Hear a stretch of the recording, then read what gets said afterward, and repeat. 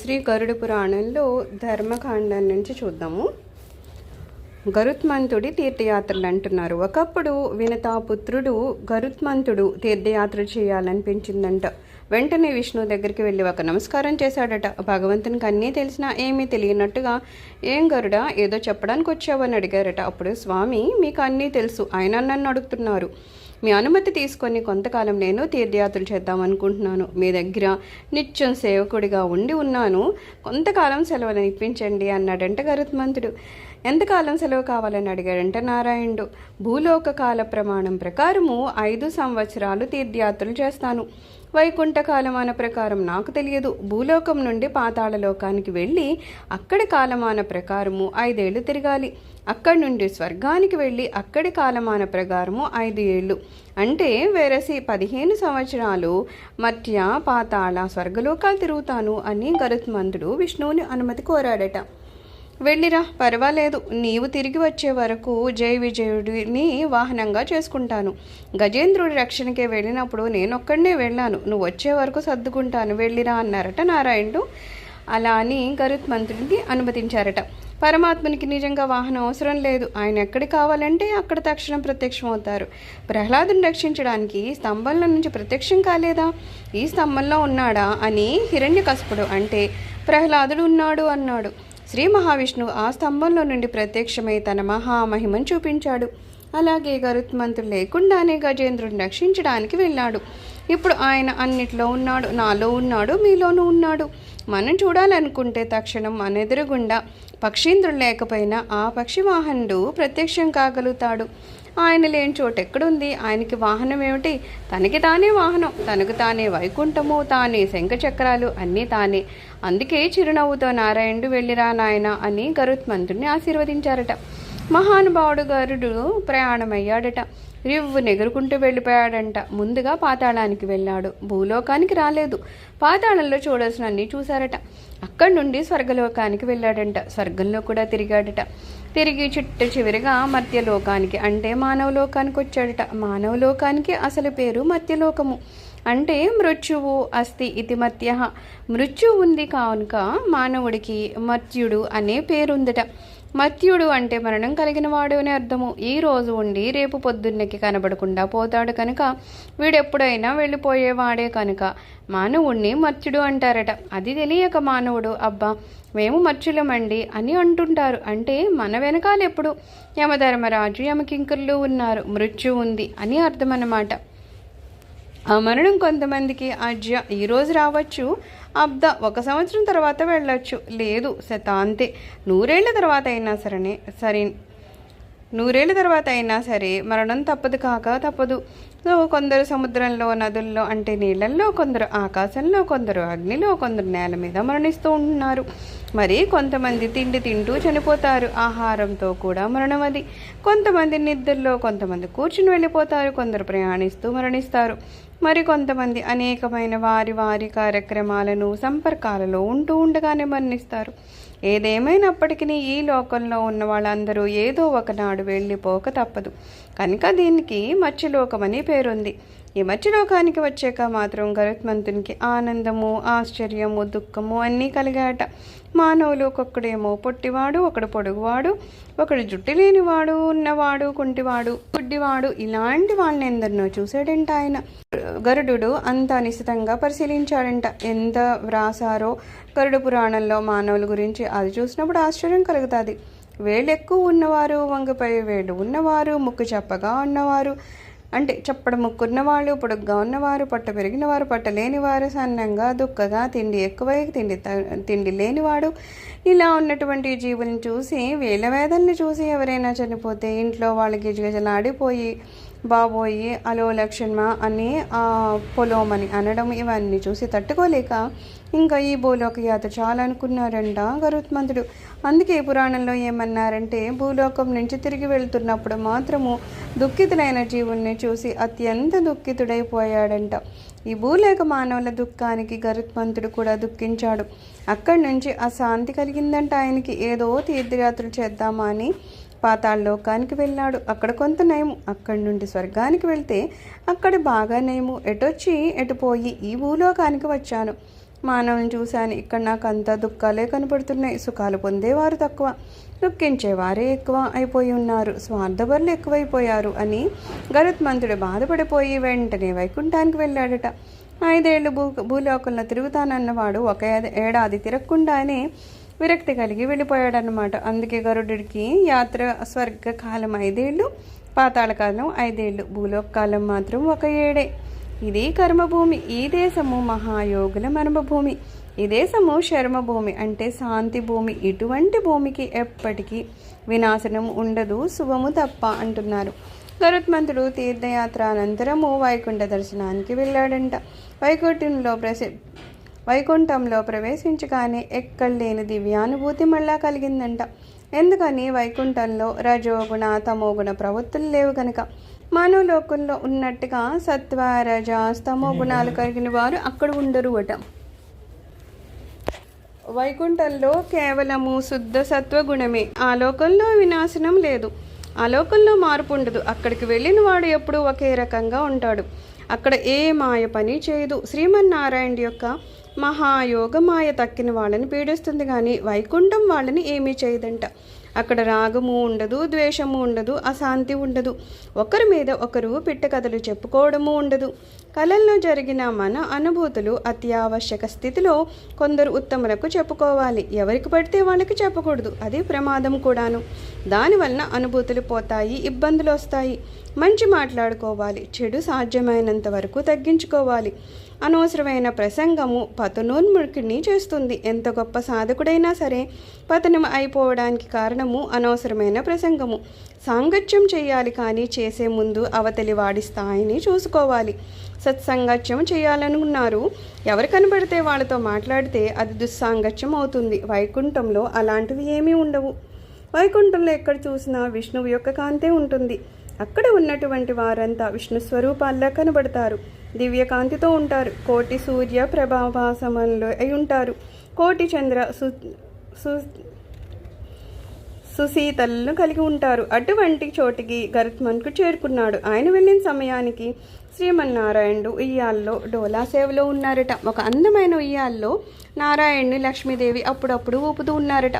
ఆ ఊపడము యశోదాదేవి చంటి పిల్లాళ్ళ లాంటి కృష్ణుని ఊపడం కాదు, లక్ష్మీదేవి ఊపుతోంది. మహా అద్భుతమైన దివ్యమైన సువర్ణమయమైన ఉయ్యాలలో కోటి సూర్యుల కాంతితో, కోటి చంద్రుల చల్లదనంతో, 1000 చేతులతో కంకణాలతోనూ, నడుముకి వడ్డాణము, వక్షస్థలం మీద కౌస్తుభమణి, శ్రీవత్సలాంజనము, వక్షస్థలం మీద ఇంకో రూపంతో లక్ష్మీదేవి కూర్చునున్నారట. ఉయ్యాలను ఊపుతూ కూడా లక్ష్మీదేవి ఉన్నది. అటువంటి మహానుభావుడు శంఖ చక్ర గద పద్మనేత్ర హస్తుడై విరాజమాండై ఉన్నారట స్వామి. లక్ష్మీదేవి వెనక నుంచి ఆ పురుషోత్తముణ్ణి ఉయ్యాలలో ఉండగా జో అచ్యుతానంద జో జో ముకుంద లాలి పరమానంద రామ గోవింద జో జో అని ఊపుతోంటే పరమ మనోహరంగా దర్శనమిచ్చారంట స్వామి. అసలు ఎంత రమణీయమైన దృశ్యము, చూసేవారికి ఎంత అదృష్టము. అలా స్వామివారిని చూడగానే గరుత్మంతుడు పులకించిపోయి సాష్టాంగ దండ ప్రణామం చేశాడంట. ఎర్రని అందమైన కన్నులతో ఉన్నారట స్వామి. ఆ ఎర్రని కళ్ళు చూసి గరుత్మంతుడు మురిసిపోయాడట. భక్తితో ఇలా ప్రార్థించాడంట. నారాయణాయ నళినాయత లోచనాయ, తామర పువ్వుల వలె విశాలమైన కళ్ళు కలిగిన నారాయణకు నమస్కారము. సాధారణంగా స్వామి పుండరీకనేనుడు అంటే తెల్ల తామర పువ్వులు ఉంటాయి ఆయన కళ్ళు. ఆ పూట ఏంటో ఎర్రని తామర పువ్వుల వంటి కళ్ళతో దర్శనమిస్తున్నారట. తెల్లగుడ్డు కూడా ఎర్రగాను అందంగా ఉందట. సాధారణంగా ఎర్రబడిన కళ్ళు ఉంటే మనం చూడలేము, కానీ విష్ణువు కళ్ళు ఒక్కొక్కప్పుడు ఎర్ర తామర పువ్వుల్లా ఉంటాయంట. అటువంటి నీకు నమస్కారం స్వామి. నీ నాభిలో నుంచి లేచిన తెల్ల తామర పువ్వులో 4 ముఖాలను కలిగి ఆడుకుంటున్న బ్రహ్మదేవుడు కనబడుతున్నాడు. బ్రహ్మ చంటి బిడ్డలాని బొడ్డులో ఉన్న తామర పువ్వులో కూర్చున్నాడు. అటువంటి నీకు నమస్కారము. నీవు ప్రసన్న సముద్రుడివి. ప్రకృతి, పురుషుడు, మహత్తు, అహంకారము అన్నీ నీవే. సర్వసత్వ ప్రధానుడివి. నీ శరీరాన్ని చూస్తే నా శరీరం గగురుపాటుకు గురవుతోంది. రోమాంచితుణ్ణి అయిపోయాను. వైకుంఠంలో రోమాంచం ఉండదు, కానీ నిన్ను చూస్తే రోమాంచం అవుతోంది అని స్తుతిస్తూ పరిపరి విధాలా నమస్కరించి పూజించాడంట. గరుత్మంతుడు చెప్పిన విశేషాలు, తీర్థయాత్రలో తాను చూసిన విశేషాలు నారాయణకి ఇలా చెబుతూ ఉన్నాడు. ప్రభు నీ దయ వలన సెలవు దొరికింది కనుక నీవు సెలవు ఇవ్వడం వలన యాత్రకు వెళ్ళాను. నేను స్వర్గం చూశాను, పాతాళం చూశాను. నచ్చినా నచ్చకపోయినా, వైకుంఠం అంత గొప్పగా లేకపోయినా ఇదంతా నీ సృష్టి కనుక వాటిని చూసి నేను పులికించాను. అక్కడి నుంచి భూలోకానికి వెళ్ళాను. భూలోకంలో స్థావరము జంగమము అన్నీ చూశాను. కదిలే వాటిని జంగమాలు అంటారు. అంటే మనమందరం జంగమాలన్నమాట. ఒక చోటు నుండి ఇంకొక చోటికి వెళ్ళగలుగుతాము. మొక్కలు కొండలు అవన్నీ కదలవు కదా, వాటిని స్థావరాలు అని పిలువబడతాయి. చాలా బాగున్నాయి అవన్నీ. ఒక్క యమలోకం తప్ప అన్నీ చూసేశాను అన్నాడు. ఒక యమలోకానికి వెళ్ళలేకపోయాను. భూలోకంలో మాత్రము నాకు దుఃఖాలు ఎక్కువ కనబడ్డాయి. భూలోకంలో మానవులు రకరకాల జీవులుగా పుట్టారు. కుంటిగాను గుడ్డిగాను కదల్లే కొందరు, నడ్డి వెన్నుపూస విరిగిపోయి కొందరు, తిండి తినలేక తిన్నది అరగక చాలా యాతనతో ఉన్నారు. పరమ పవిత్ర భారత భూమిలో కొంతవరకు పర్వాలేదు, కానీ మిగతా చోట్ల మరింత దుఃఖాలతో ఉన్నారు. భారత భూమిలో ఉన్న మానవుల్లో కూడా ఏమి వచ్చిందో మార్పు తెలియదు, కానీ ఈ మధ్యన స్వార్థం పెరిగింది. దేవతల్లాగా మంచి వాళ్ళు లేకుండా అయిపోయారు. ఏంటి ఈ మానవ దుఃఖము? మానవ లోకంలో పుట్టాక చావు తప్పదా? చచ్చిన వాడిని చూసి విలపిస్తున్న జనాలను చూశాను, కానీ ఒక్కటి మాత్రం విన్నాను నేను. దేవతలు మానవ లోకం గురించి చాలా వర్ణించారు.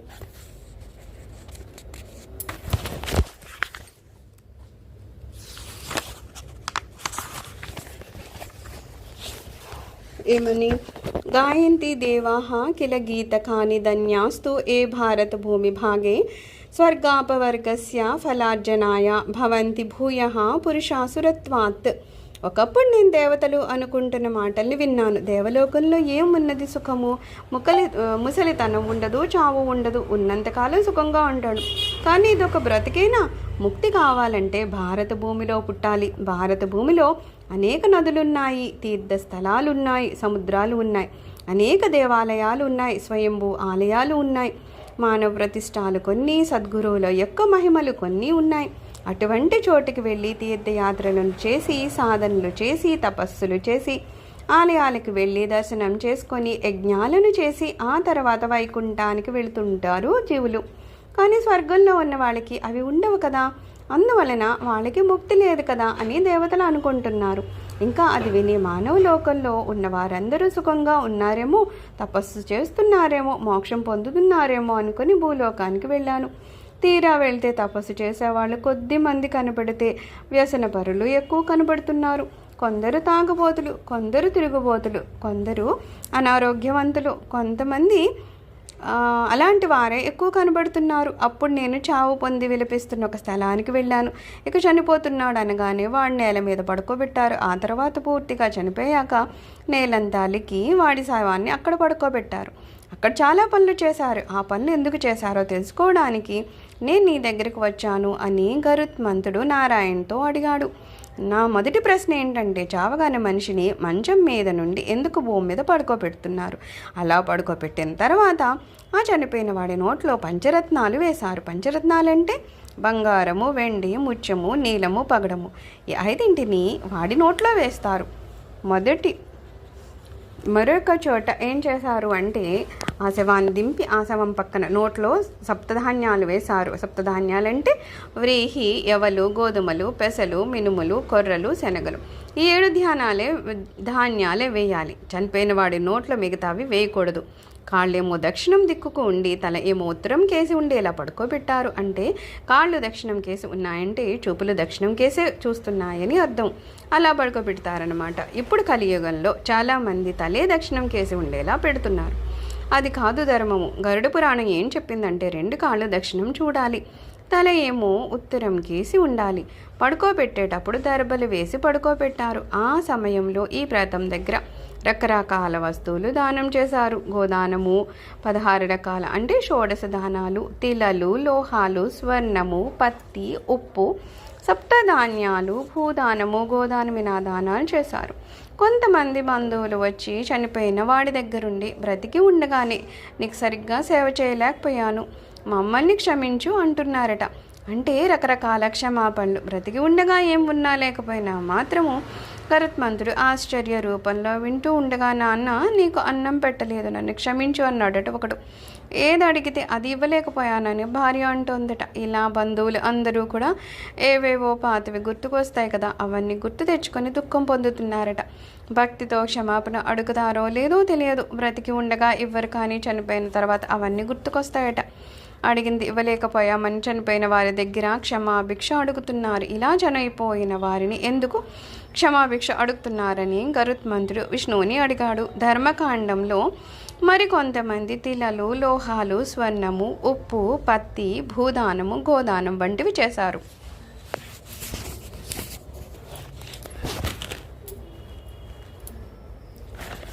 మళ్ళీ అసలు ఈ మనిషి ఎందుకు చనిపోతున్నాడు, చచ్చిపోయినాక ఎక్కడికి వెళ్తున్నాడు, వీరి కమ్మ ఏమిటి, ఇవన్నీ నాకు తెలుసుకోవాలని ఉంది. మనిషి చచ్చి చావగానే ఆత్మ ఏమవుతుంది, ఎక్కడికి వెళ్తుంది, ఎలా ప్రయాణం చేస్తుంది, దానికి మళ్ళీ జన్మ ఉంటుందా ఉండదా, నీ దగ్గరికి వస్తారా, ఇంకేదైనా లోకానికి వెళ్తారా? తర్వాత మరొక విశేషము, శవాన్ని తగలపెట్టడానికి తీసుకుని వెళ్ళేటప్పుడు శవానికి కొంతమంది నెయ్యి రాశారు. ఆ సమయంలో కొంతమంది ఆహుతులు కూడా ఇచ్చారు. శవాన్ని శ్మశానానికి తీసుకువెళ్తూ ఉండగా మళ్ళీ భూమి మీద 2-3 సార్లు పెట్టి ఆపుతున్నారు. దింపడు కళ్ళెమంటారు, అలా నేల మీద పెడుతున్నారు. ఇంకా స్త్రీలు తెగ ఏడుస్తున్నారు. కొంతమంది యమసూక్తాలను చదువుతున్నారు. కొంతమంది చచ్చిన వాడి నోట్లో వస్త్రాన్ని తడిపి ఆ నీటిని పోస్తున్నారు. ఆ నీటిని వస్త్రజలము అంటారట. ఆ సమయంలో కొంతమంది సూర్యబింబాన్ని చూశారు.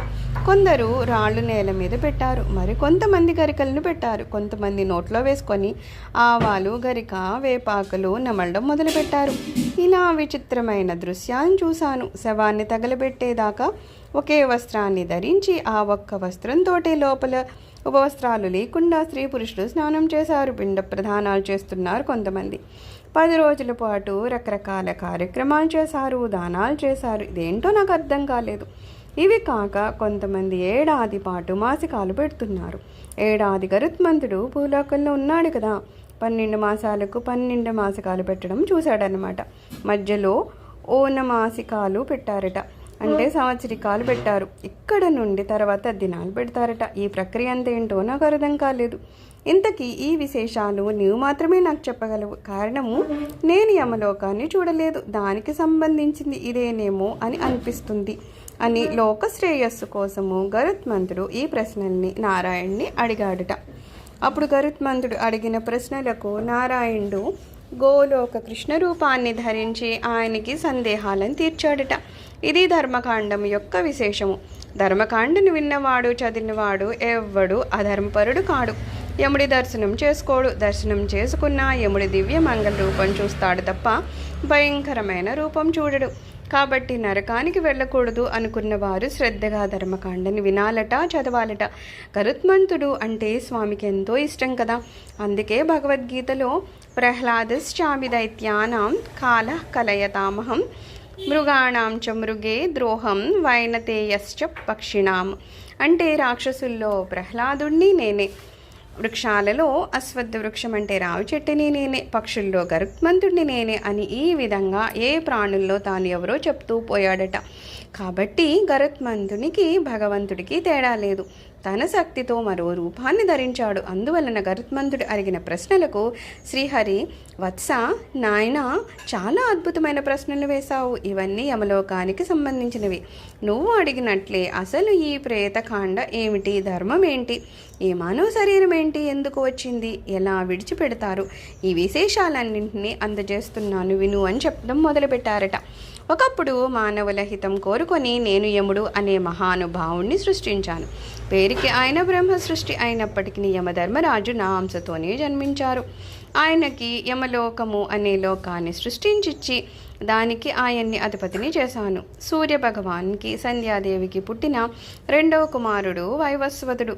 సూర్యుడిని వివస్వాన్ అంటారు. ఆయనకి మొదటి భార్య సంధ్యాదేవి. ఈమెకి వైవస్వత మనువు మొదటి కొడుకు. యమధర్మరాజు 2వ కుమారుడు. ఆ తర్వాత కూతురు పుట్టింది. ఆమె యమునానిది. వీళ్ళు జన్మించాక గుర్రం రూపంలో ఉన్న సంధ్యాదేవికి అశ్విని దేవతలు జన్మించారట.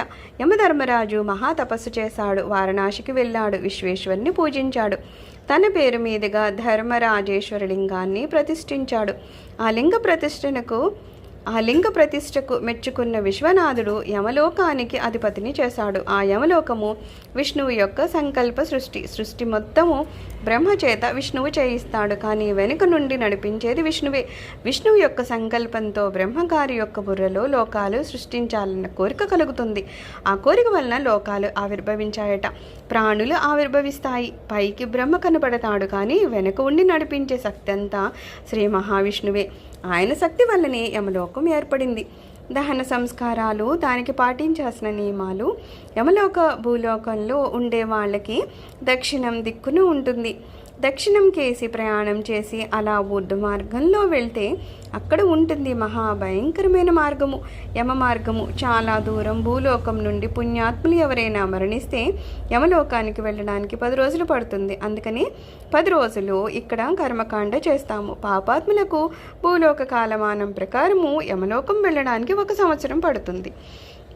భూలోకంలో ఒక వ్యక్తి చనిపోతే యముడు దగ్గరికి వెంటనే వెళ్ళడు. సక్రమంగా ప్రేత కార్యక్రమాలు జరిగితే భూలోక కాలమాన ప్రకారము 1 సంవత్సరం పడుతుందంట. ఉదాహరణకి ప్రభవ అనే 1 సంవత్సరంలో ఆశ్వయుజ మాసంలో శుక్లపక్షంలో దశమి నాడు మరణించాడు అనుకుందాం. మళ్ళీ విభవనామ సంవత్సరంలో ఆశ్వయుజ మాసంలో శుక్లపక్షంలో దశమి వచ్చేంత వరకు 1 సంవత్సరం అన్నమాట. ఏడాది కాలము దారిలో నడుస్తూనే ఉంటాడంట ఈ జీవుడు. యమకింకుర్లు వాణ్ణి పట్టుకొని అలా వెళ్ళిన సంవత్సరం తర్వాత యమదర్శనం చేస్తాడట. అందువలన మనము ప్రయాణ సమయంలో ఏడాది పాటు భూలోకం నుండి యమలోకానికి ప్రయాణించాక వెళ్ళేటటువంటి వాడు 1 సంవత్సరం పాటు ఆహారము తనతో పాటు పట్టుకుని వెళ్ళాలి. ఆహారం లభించాలి. ఆహారం లభించడానికే భూలోకంలో మానవుల కోసము కొన్ని కర్మకాండలు ఏర్పాటు చేశారట. శ్రీమన్నారాయణుడు ఈ విధంగా మొదలుపెట్టాడు. ఇవన్నీ మనిషి జీవితానికి సంబంధించిన విశేషాలు, మరణానంతర విశేషాలకు సంబంధించినవి. మానవుడికి సులభంగా యమ మార్గంలో ఆహారం లభించే అవకాశము పుత్రులిస్తారు. పుత్రాత్ లోకాంజయతి. పుత్రుని వలన సద్గతులు పొందుతారు. ఒక వ్యక్తి మరణించాక అతని కుమారుడు ఆ శవాన్ని భుజం మీద మోసి శ్మశానానికి తీసుకొని వెళ్ళి దహన సంస్కారం చేస్తాడు. ఆ తర్వాత 10 రోజులు చేయాల్సిన క్రియలన్నీ చేస్తాడు. ప్రతి నెల వచ్చే పిండ ప్రదానము మాసికం అనే పేరుతో నిర్వహిస్తారు. సంవత్సర కాలం పాటు 12 మాసికాలు, మధ్యలో ఊన మాసికము చేస్తాడు. 3 రోజులు సంవత్సరిక కార్యక్రమాల్ని నిర్వహిస్తాడు. ప్రతి సంవత్సరం తాను బ్రతికి ఉన్నంతకాలము తన తండ్రి ఏ తిథిని చనిపోయాడో ఆ తిథి నాడు పిండ ప్రదానం చేస్తాడు. ఆ దినాన్ని తద్దినం అంటారు. తత్ అంటే ఆ, దినము అంటే రోజు అని, తద్దినం అని దాని అర్థం అన్నమాట, ఆ రోజు అని. సో నేటి కాలంలో తద్దినం అంటే పదాన్ని వాడడానికి భయపడుతున్నారు. యద్దినము ఏ రోజు శుభప్రదము, తద్దినము మంచి రోజు అని కూడా పెద్దలు చెప్పారు. మహాభారతంలో శ్రీకృష్ణుడు పుట్టిన తద్దినమున అంటే కృష్ణ పరమాత్మ పుట్టిన తిథి నాడు అని అర్థం అన్నమాట. చనిపోయిన తిథి రోజు పిండ ప్రదానం చేస్తారనమాట.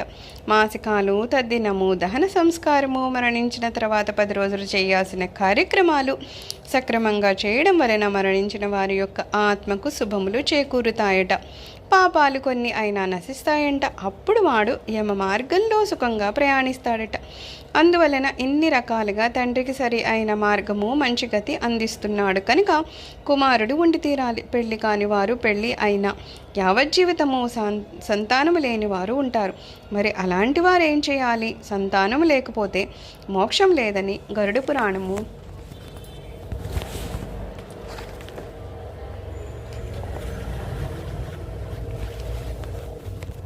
చెప్పలేదు. కాకపోతే పుత్రుల వలన కొన్ని లాభాలు ఉన్నాయని చెప్తోంది.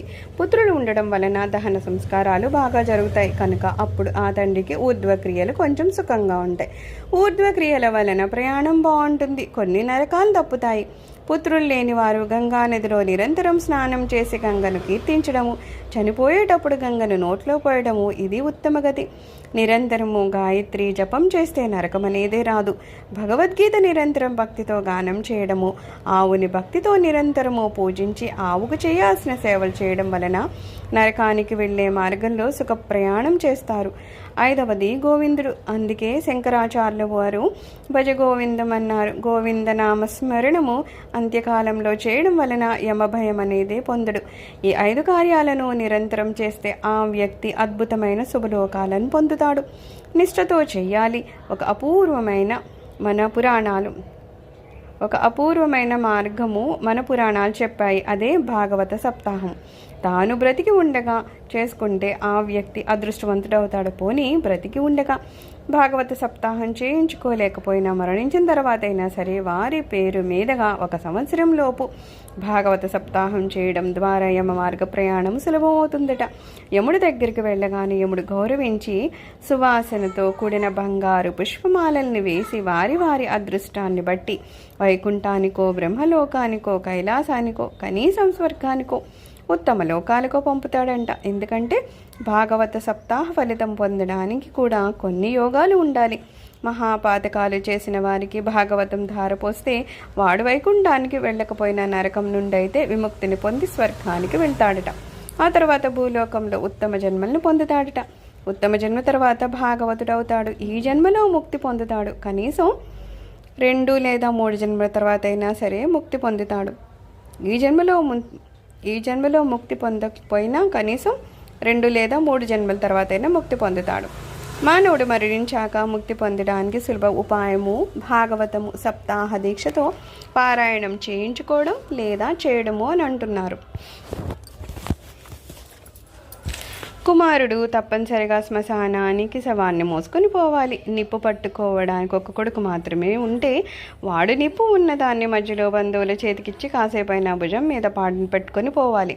తప్పక కనీసం 5 అడుగులైనా సరే శవాన్ని మొయ్యాలట. లేకపోతే తల్లిదండ్రులకు శుభ ఫలితాలు ఉండవట. పుత్రుడు శవాన్ని మోయడం ద్వారా యమమార్గంలో కుక్కలు కరవడం నుండి విముక్తి కలుగుతుందట అని గురు పురాణం చెప్తోంది. సన్యాసులు, బ్రహ్మచారులు, చిన్న పిల్లలు తప్ప మిగతా వారందరినీ దహనం చేయాలని గరుడ పురాణంలో ధర్మకాండలో 2వ అధ్యాయంలో ఉంది. దహనం చేయడం అనేది ఉత్తమం. ఈ పాతిపెట్టడం అనేది నీచ సంస్కారము. ఎవరిని మాత్రమే పాతిపెట్టాలో చెప్పారు. తనకి తాను శ్రాద్ధం పెట్టుకున్నవాడు సన్యాసి అవుతాడు. కనుక అలాంటి సన్యాస దీక్షతో కూడిన బ్రహ్మచారిని అలాంటి వారిని పాతిపెట్టాలట. బ్రహ్మచారులు అందరినీ పాటి పెట్టకూడదు. భీష్ముడు బ్రహ్మచారి అన్న విషయం మీరు అందరూ ఒప్పుకుంటారు కదా. అంతకంటే గొప్ప బ్రహ్మచారి మరొకరు ఉండరు. మరి భీష్ముడి శవాన్ని ఎందుకు తగలబెట్టారు? సన్యాస దీక్షలో ఉన్న బ్రహ్మచర్యం పుచ్చుకోలేదు. మఠానికి వెళ్ళి సన్యాసుల దగ్గరకో, పరమాచార్యుల దగ్గరో లేదా మహానుభావుల దగ్గరకో వెళ్ళి నేను సన్యాసుల్లో ఉండే బ్రహ్మచర్య దీక్షను స్వీకరిస్తే మాత్రమే అతన్ని పాటి పెట్టాలంట. మిగతా వారిని దహనం చేసి తీరాలంటున్నారు. బ్రహ్మచారులు, ఝుటులు, సన్యాసులు, పరివ్రాజకులు, అవధూతులు, యతులు, యోగులు అని సన్యాసుల్లో దీక్షలు ఉంటాయంట. అలాంటి సన్యాసుల్లో ఉన్న భేదంతో కూడిన వారిని తప్ప మిగిలిన వారిని దహనం చేయాలట. దహనం చేసిన వారికి కొన్ని పాపాలు పోతాయి. ఉదాహరణకి పరస్త్రీని నోటికొచ్చినట్లు వ్యాఖ్యానించిన వారికి మహాపాపం వస్తుంది. అలాంటి వారిని దారిలో ముళ్ళ కొరడాలతో కొడతారు. ఆ శరీరాన్ని ఎవరైనా దహనం చేస్తే ముళ్ళ కొరడాలతో కొట్టే దెబ్బలు తగలవట. అందువలన దహనం చేయడం అనేది ఉత్తమమని చెప్తున్నారు. చనిపోయిన తర్వాత శవాన్ని నేల మీద పడుకోబెడతారు. ముందు ఆవు పేడతో అలికి నల్ల నువ్వులు వేసి దానిపై దర్బలు వేయాలట. ఆ తర్వాత శరీరాన్ని పడుకోబెట్టాలి. ఈ నేల ఋతుస్నానం చేసిన స్త్రీతో సమానమైపోతుందంట. ఇప్పుడు శవాన్ని పడుకోబెట్టి తర్వాత నోట్లో పంచరత్నాలు పోస్తారంటే బంగారం, వెండి, ముత్యము, నీలము, పగడం వేయాలి. ఇలా పంచరత్నాలు శవం నోట్లో వేయడం వలన విత్తనములు అవుతాయట. ఋతుస్నానం చేసిన భార్య గర్భవతి కావాలంటే పురుషుడు యొక్క రేతస్సు కావాలి కదా. నేల ఏమో ఋతుమతి అయిన స్త్రీ ఈ శవం నోట్లో వేసిన పంచరత్నాలు రేతస్సుతో సమానము. అంటే వీడు చనిపోయిన తర్వాత కూడా భూమి మీద తన వంశమును కొనసాగించుకున్న వాడవుతాడనమాట. అంతటి పుణ్యం లభిస్తుందట. అందుకని తప్పనిసరిగా శవం నోట్లో పంచరత్నాలు వేస్తారట. దీని వలన భూమి మీద ఉన్న పాపాలు తొలగి పుణ్యం వస్తుందంట. నేలను దున్ని నేల మీద విత్తనాలు వేసి పంట పండించి ఆ పంటను లోకానికి అందించే రైతుకి చాలా పుణ్యం వస్తుంది. అలాగే నేల మీద దర్బలు వేసి నువ్వులను జల్లి దాని మీద వాడి శవాన్ని పడుకోబెట్టి ఆ తర్వాత వాడి నోట్లో పంచరత్నాలు వేస్తే భూమిని దున్ని విత్తనాలు వేసి నీరు పెట్టి పంట పండించి ఆ పంటను ప్రజలకు అందించి ప్రజల యొక్క ఆకలిని తీర్చిన పుణ్యం వస్తుందట.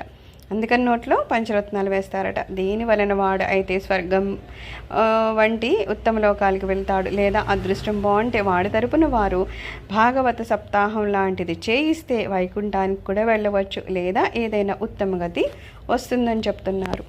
సర్వం శ్రీకృష్ణ చరణ అరవిందార్పణమస్తు. లోక సమస్త సుఖనో భవంతు. ఇప్పుడు సూర్యస్తుతి చేస్తారమ్మా. అది అయిపోయాక ఎవరిదో మార్నింగ్ సెక్షన్ వాళ్ళు హనుమాన్ చాలీసా చేసేయండి.